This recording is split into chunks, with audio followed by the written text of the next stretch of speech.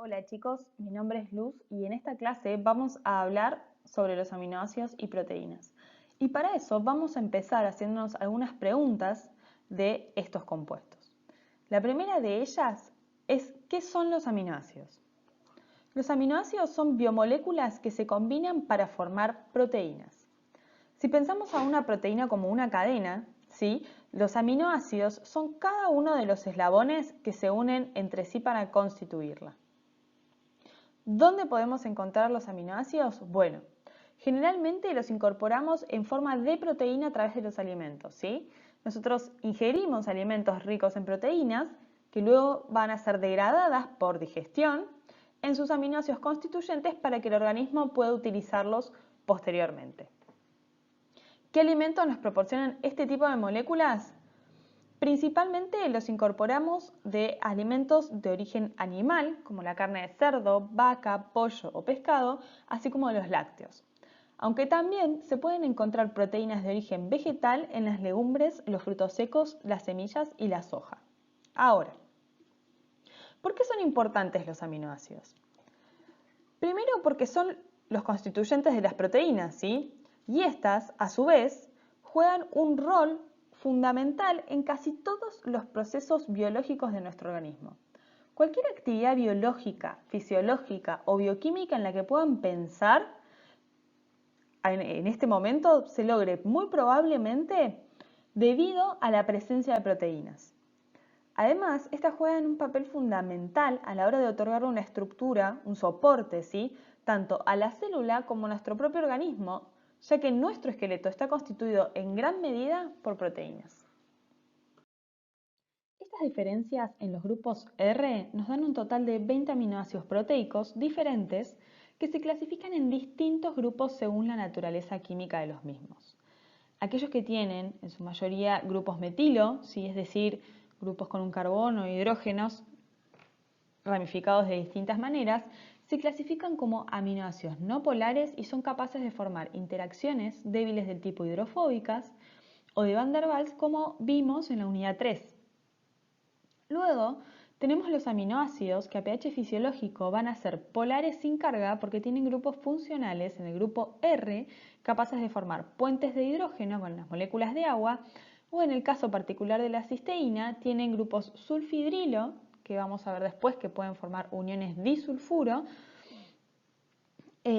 con otros aminoácidos de cisteína, pero no se preocupen que eso lo vamos a ver detalladamente un poco más adelante.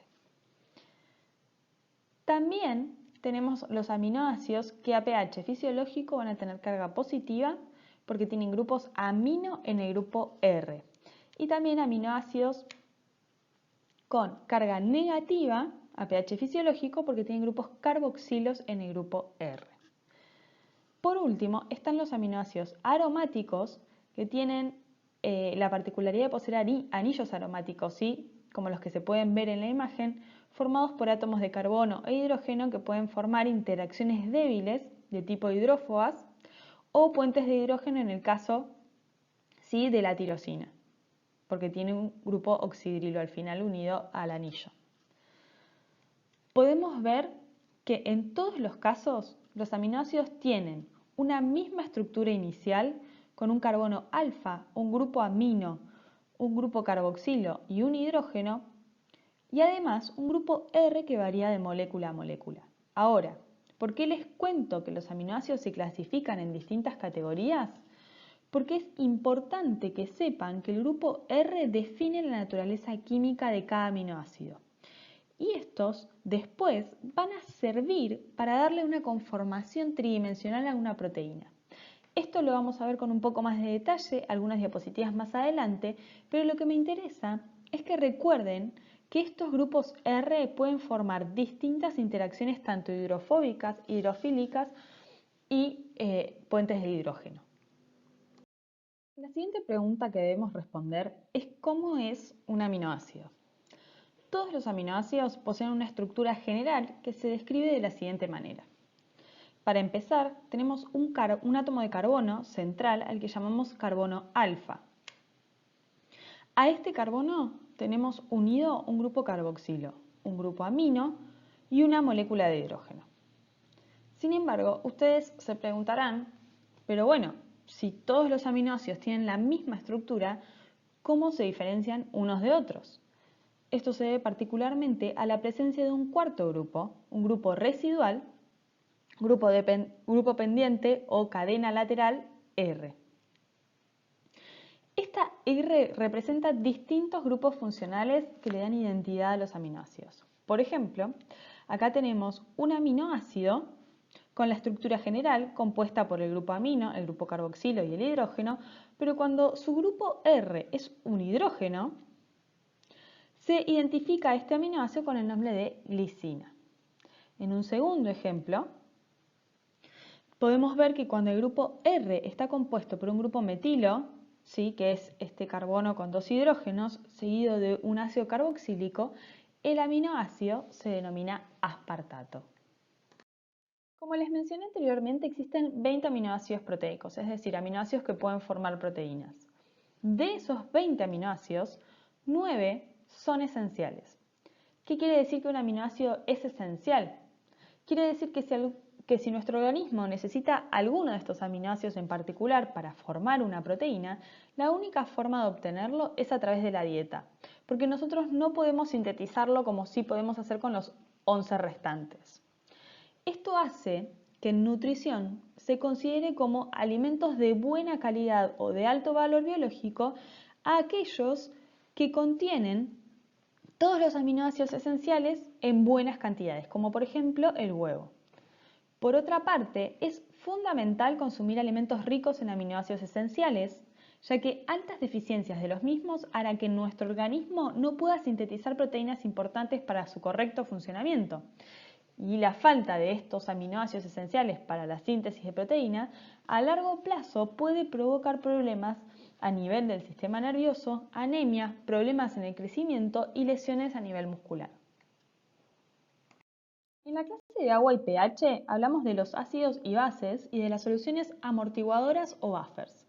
Vimos que un ácido es un compuesto que puede perder protones formando su base conjugada, la misma molécula del ácido menos un protón que fue el que perdió, y que una base es un compuesto que puede aceptar protones formando su ácido conjugado. Por otro lado, vimos que una solución amortiguadora es una solución formada por un ácido y su base conjugado que permite incorporar cantidades considerables de un ácido o una base sin cambiar abruptamente el pH del entorno.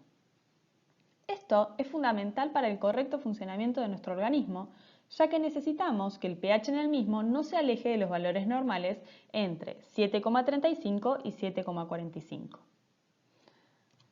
Para empezar, cuando un aminoácido se encuentra un pH bajo, como por ejemplo pH 1, o sea que hay muchos protones en el medio, los grupos funcionales amino y carboxilo del aminoácido van a captar un protón cada uno quedando protonados como se ve en la diapositiva. Estos grupos funcionales tienen la capacidad de perder esos protones funcionando de esta manera como ácidos y generando como productos bases conjugadas. Si prestan atención, cuando esto suceda, vamos a estar en presencia de un ácido y su base conjugada, por lo tanto, de esta manera los aminoácidos pueden formar soluciones buffers que amortiguan los cambios de pH. Bueno, ahora que sabemos la estructura y propiedades de los aminoácidos, podemos empezar a hablar de las proteínas, que recordemos están formados por aminoácidos. Una proteína, tal como mencionamos anteriormente, es un polímero lineal de aminoácidos unidos entre sí que luego adopta una estructura tridimensional para cumplir una función determinada. Un péptido, por otra parte, es una secuencia de más de 50 aminoácidos, por lo que podríamos decir que si unimos hasta 50 aminoácidos, la molécula resultante la vamos a llamar péptido. Cuando esa molécula tiene más de 50 aminoácidos, vamos a llamarla proteína. Bueno, ahora vamos a ver cómo es la unión entre aminoácidos para producir esta cadena que luego será una proteína. Los aminoácidos se unen entre sí para formar un enlace peptídico que es de tipo covalente y siempre va a ser igual, independientemente de qué aminoácidos se estén uniendo. Veamos esta primera imagen donde tenemos un aminoácido, ¿sí? Que fíjense tiene su grupo amino, su carbono alfa, su hidrógeno, ¿sí? El ácido carboxílico y un grupo R. Y un segundo aminoácido que tiene exactamente las mismas características. Un grupo amino, un carbono alfa, un hidrógeno y un ácido carboxílico, además de su grupo R. Para formar el enlace peptídico, el ácido carboxílico del primer aminoácido va a reaccionar con el grupo amino del segundo aminoácido, perdiendo una molécula de agua en el camino. Y nos da como resultado lo que vemos en amarillo, que es el enlace peptídico que se formó debido a la reacción de estos dos aminoácidos. Si quisiéramos agrandar esta cadena, el grupo carboxilo del segundo aminoácido puede reaccionar con el grupo amino de un tercer aminoácido para formar otro enlace peptídico y así ir agrandando la proteína. Eso nos va a dar como resultado una proteína que podemos representar en la figura que les muestro en la diapositiva, donde cada círculo es el aminoácido y las líneas entre ellos son los enlaces peptídicos que los mantienen unidos. El grupo amino y el grupo carboxílico que se pueden ver en los extremos se llaman justamente grupo amino terminal y grupo carboxilo terminal porque son los grupos funcionales del primer y el último aminoácido que conforman a la proteína. En diapositivas anteriores les comenté que una proteína adopta una estructura tridimensional que es necesaria para cumplir la función biológica para la que fue sintetizada. Para explicar cómo llega una proteína a esa disposición, primero debemos tener en cuenta las diferentes estructuras o niveles que adopta la cadena de aminoácidos. Estas son 4: estructura primaria, secundaria, terciaria y cuaternaria. Nosotros vamos a comenzar describiendo la estructura primaria, que no es otra cosa que la secuencia de aminoácidos, ¿sí? Es la cadena de aminoácidos y exactamente el orden de los mismos. Si yo tengo una proteína que tiene la secuencia alanina, glicina, aspartato, glutamato, quiere decir que la estructura primaria es esa en exactamente ese orden. Si yo cambio el orden de los aminoácidos, entonces ya no estoy hablando de la misma proteína. Y este nivel de estructura está estabilizado únicamente por la formación de enlaces peptídicos, ¿sí? Por enlaces covalentes. Bien, ahora para continuar vamos a ver la estructura secundaria, que es el plegamiento local que adopta un segmento de la cadena de aminoácidos, ¿sí? Nosotros tenemos una cadena de aminoácidos y la estructura secundaria implica el plegamiento de una porción de esa cadena, no de toda. Veamos cómo es con el siguiente dibujo. Primero tenemos una cadena de aminoácidos completamente desplegada, ¿sí? Solo la secuencia de aminoácidos. En un momento determinado, algunas partes de los átomos de los aminoácidos que forman la cadena pueden interaccionar entre sí formando estructuras particulares. Esas estructuras corresponden a lo que llamamos estructura secundaria, ¿sí? Pero fíjense que estas disposiciones no ocurren en la totalidad de la cadena. Dentro de las estructuras secundarias que podemos encontrar en una proteína está la hélice alfa y la hoja plegada beta. En el caso de la hélice alfa podemos ver que se forma una especie de rulo que está estabilizado por puentes de hidrógeno que se forman entre el oxígeno de un enlace peptídico ubicado en un punto determinado de la cadena con el hidrógeno de otro enlace peptídico que se encuentra 3 lugares más adelante. En esta estructura, los grupos R quedan mirando hacia afuera de la hélice, como se pueden ver en los círculos verdes de la imagen. Por otro lado, la hoja beta plegada o plegada beta o lámina beta se da entre segmentos adyacentes, es decir, secciones de la cadena de aminoácidos que quedan una al lado de la otra y que si miramos de costado, como se ve en la figura de más abajo, adoptan una forma de zigzag, una especie de cartón corrugado. Esta estructura también está estabilizada por los puentes de hidrógeno que se forman entre el oxígeno de un enlace peptídico con el hidrógeno de otro enlace peptídico que se encuentra en una cadena de al lado, ¿sí? Fíjense que en ningún caso, en la imagen que les estoy mostrando, los puentes de hidrógeno se dan en la misma cadena, sino que se están dando entre la primera y la segunda y tercera. Vamos a continuar hablando de la estructura terciaria de las proteínas, que es la disposición tridimensional de todos los átomos que la conforman.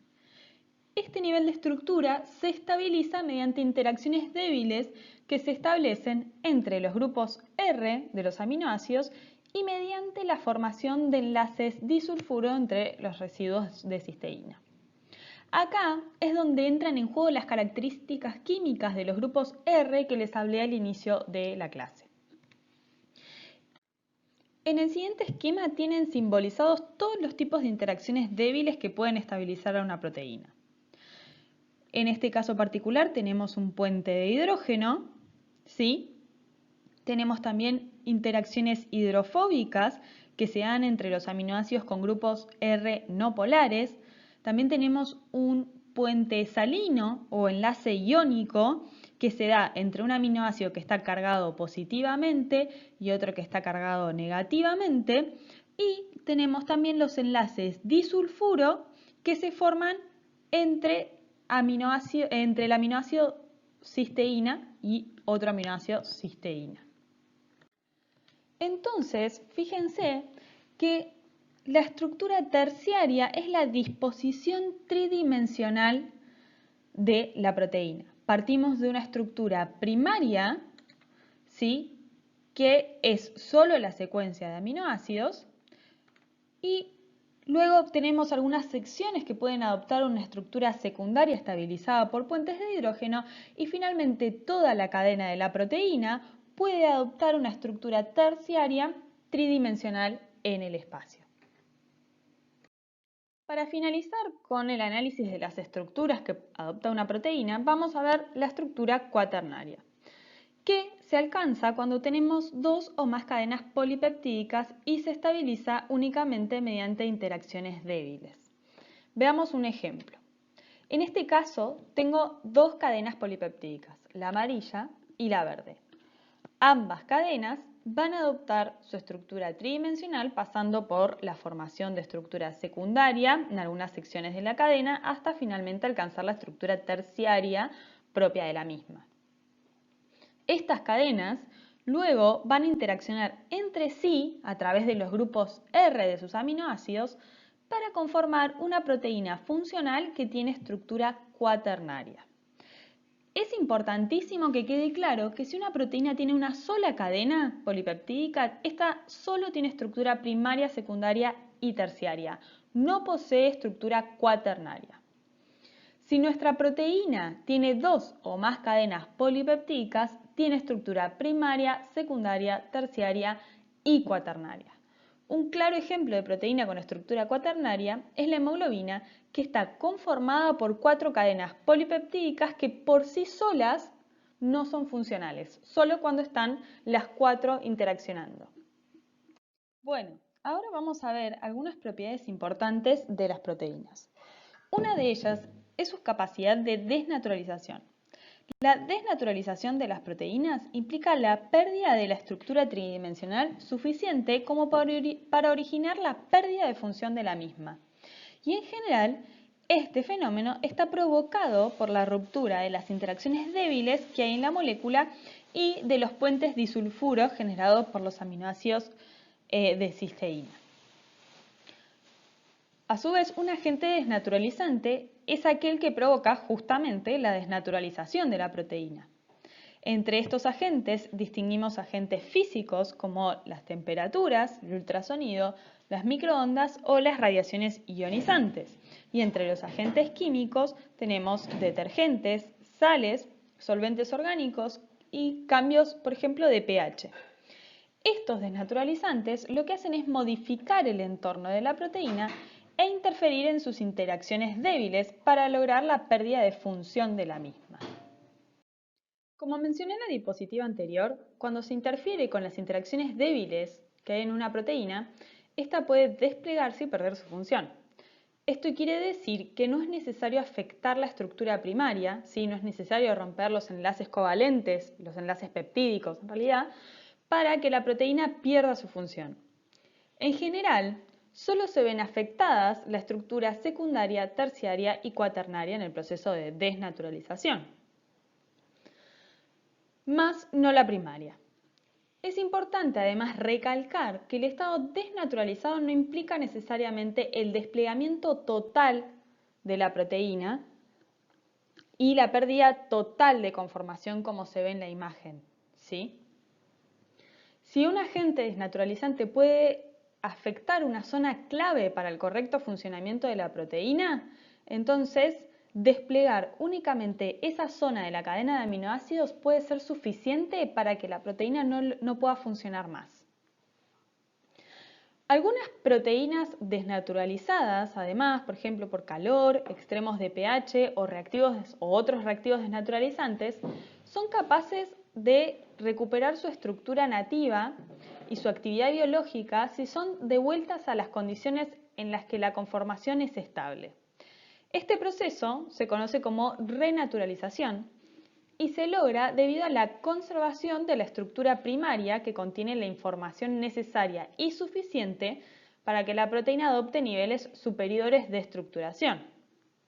Por lo tanto, la estructura terciaria de una proteína está determinada por su secuencia de aminoácidos. Un ejemplo muy cotidiano de renaturalización de proteínas está dado por la ovoalbúmina presente en la clara de huevo. Cuando batimos claras, la agitación mecánica le entrega energía a las proteínas de la clara de huevo, rompiendo las interacciones débiles que estabilizan la estructura de la misma y la desnaturalizan, lo que va a producir una espuma con relativa estabilidad, ¿sí? Lo que conocemos como clara batida. Sin embargo, si esta misma no es sometida a un grado de mayor agitación o a mayores temperaturas, como por ejemplo poniendo estas claras en el horno, que va a desnaturalizar irreversiblemente a las claras, la ovoalbúmina puede renaturalizarse para volver a formar la clara de huevo original, que es lo que observamos cuando dejamos las claras batidas mucho tiempo sobre la mesada antes de terminar el merengue y necesitamos batir otra vez para lograr el estado de espuma nuevamente. La conformación tridimensional en la que una proteína funciona en su estado óptimo se llama conformación nativa. Y las condiciones del entorno que permiten que adopte esa estructura tridimensional se las denomina condiciones óptimas y en esta situación las proteínas tienen su máxima actividad posible. Eso quiere decir que en estas condiciones funcionan muy bien. Por lo tanto, todas las proteínas tienen, por ejemplo, una temperatura o un pH óptimos de trabajo. En esta diapositiva les muestro dos gráficos. En el primero podemos observar la actividad de las enzimas en función de la temperatura. La curva negra representa la actividad de una enzima típica humana y podemos ver que esta curva tiene un punto máximo a aproximadamente 37 grados. Eso quiere decir que 37 grados es su temperatura óptima, donde tiene el máximo de su funcionamiento. Si cambiamos la temperatura y nos alejamos de 37 grados, disminuye la actividad de la misma hasta perder totalmente su función, que es cuando se desnaturaliza la proteína. Si observamos la curva roja, corresponde a una enzima perteneciente a una bacteria termófila. Eso quiere decir que vive a grandes temperaturas. Un ejemplo de estas bacterias son aquellas que viven en las cercanías de los volcanes. Y en este caso, se puede ver que su temperatura óptima es cercana a los 80 grados, lo cual es lógico dado el organismo en el que se encuentra dicha enzima. Lo mismo ocurre con el pH óptimo. Si miramos el segundo gráfico en la curva negra, podemos observar que a un pH de 2, esta enzima estomacal funciona lo mejor posible, pero por otro lado, la enzima intestinal, que es la curva roja, tiene su máximo de funcionamiento a un pH de 8. Esto es lógico debido al pH que presentan cada uno de esos órganos. Bueno, para la siguiente parte de la teoría es fundamental entender algunos conceptos uno en particular, que es el de osmolaridad, que tiene una característica muy importante. Y esto es que la osmolaridad habla de concentración de partículas.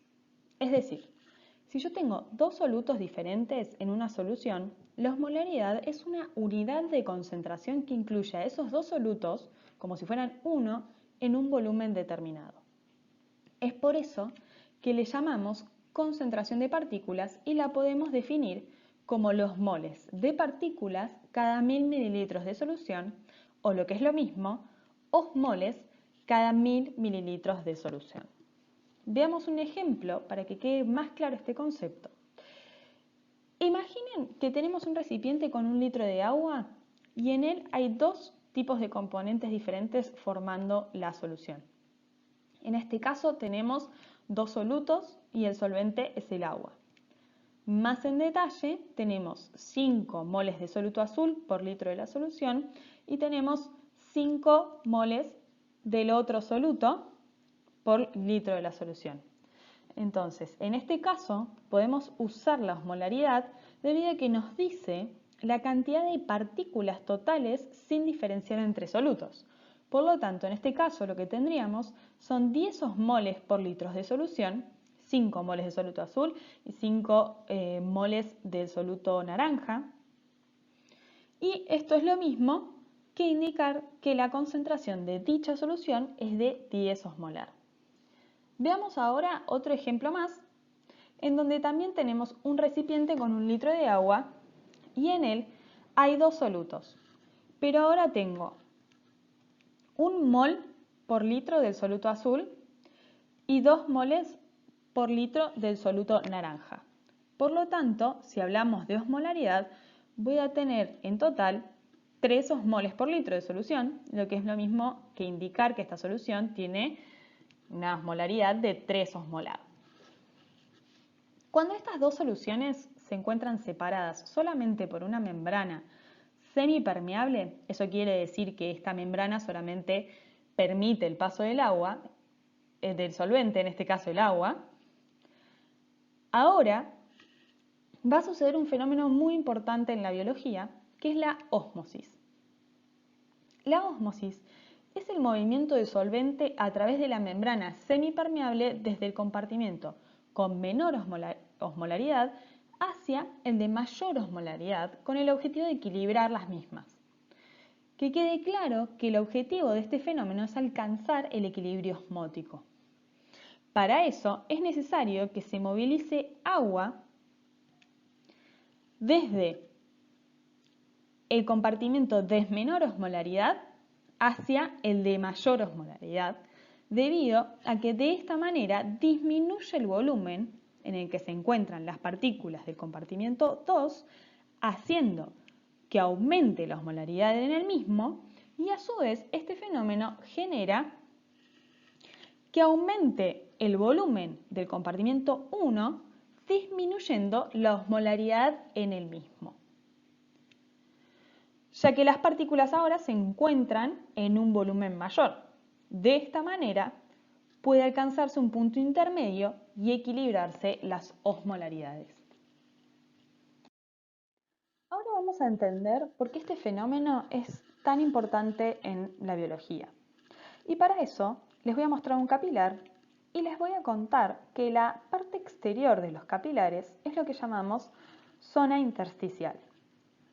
Dentro del capilar circula la sangre, como bien sabemos, y en la misma podemos encontrar la presencia de una gran cantidad de proteínas, pero principalmente de albúmina, que es una proteína sintetizada por el hígado. El plasma sanguíneo ejerce una fuerza sobre la pared del capilar que genera que las moléculas de agua salgan desde el capilar hacia la zona intersticial. Esta fuerza que genera el plasma sanguíneo sobre las paredes de los capilares se denomina presión hidrostática capilar. El agua, que salió, no debe acumularse en la zona intersticial y es por eso que es importante que sea reabsorbida, y para eso entran en juego los conceptos aprendidos en la diapositiva anterior. Les acabo de contar que en la sangre hay una gran cantidad de proteínas, principalmente la albúmina, y sucede que en el líquido intersticial no hay proteínas, por lo que la osmolaridad del plasma sanguíneo es mayor que la del líquido que se encuentra en el intersticio. Y por lo tanto va a ocurrir un fenómeno de ósmosis en el cual las moléculas de agua se van a mover desde el intersticio hacia el interior del capilar, generando de esta manera un equilibrio entre las moléculas de agua que salen del capilar por la presión del plasma sanguíneo sobre las paredes del capilar con las moléculas reabsorbidas gracias al fenómeno de ósmosis. Hay algunas situaciones en las cuales la cantidad de albúmina en sangre disminuye, como por ejemplo cuando tenemos una falla hepática o en caso de desnutrición proteica severa. En esos casos, el hígado de estos pacientes sintetiza menos cantidad de albúmina, lo que hace que en la sangre circule menos cantidad de proteínas, disminuyendo la osmolaridad de la misma. Lo que va a suceder entonces es que el agua va a salir de los capilares por esta presión hidrostática capilar y va a ir hacia la zona intersticial. Ahora, normalmente el agua volvería a ingresar al capilar debido a la diferencia de osmolaridad entre la sangre y la zona intersticial. Pero en este caso, como la cantidad de albúmina en sangre es menor de lo normal, lo que sucede es que la diferencia de osmolaridad no es tan grande. Esto hace que no se pueda llevar adelante el fenómeno de ósmosis que hace que el agua se reabsorba hacia el capilar. Por lo tanto, el agua sale del capilar por la presión hidrostática del mismo, pero no puede volver a ingresar por ósmosis, por lo que se va a acumular agua en la zona intersticial y esto es un fenómeno que se conoce como edema. Bueno, para terminar la clase vamos a ver cómo se clasifican las proteínas. Se les llama proteínas simples a aquellas que únicamente tienen aminoácidos en su estructura. Por otra parte, las proteínas conjugadas son proteínas simples combinadas con alguna otra molécula de origen no proteico, como por ejemplo los glúcidos, los lípidos o los metales. Y se le llama a este grupo no proteico grupo prostético. Las proteínas fibrosas son proteínas cuyas cadenas peptídicas están dispuestas en largas hebras y por lo general poseen un único tipo de estructura secundaria. Son altamente insolubles por tener alta concentración de residuos de aminoácidos hidrofóbicos. Y su papel principal consta en dar estructura, soporte y protección, ya que confieren fuerza y elasticidad a los sistemas que las contienen. Es por eso que nuestro sistema locomotor posee una gran abundancia de proteínas fibrosas y la más abundante en el organismo no es otra que el colágeno. Finalmente, las proteínas globulares tienen cadenas que se disponen en forma esférica y poseen diferentes tipos de estructura secundaria. Esto le brinda compactación y alta diversidad estructural y funcional a este tipo de moléculas. Las mismas son solubles en medios acuosos. La particularidad, además de estas proteínas, es que los residuos de aminoácidos hidrofóbicos se acomodan en el interior y los residuos de aminoácidos hidrofílicos se ubican en la superficie. Este tipo de proteínas cumplen muchísimas funciones biológicas en nuestro organismo, como por ejemplo actúan como hormonas y como enzimas. Un ejemplo sumamente estudiado de proteína globular es la hemoglobina.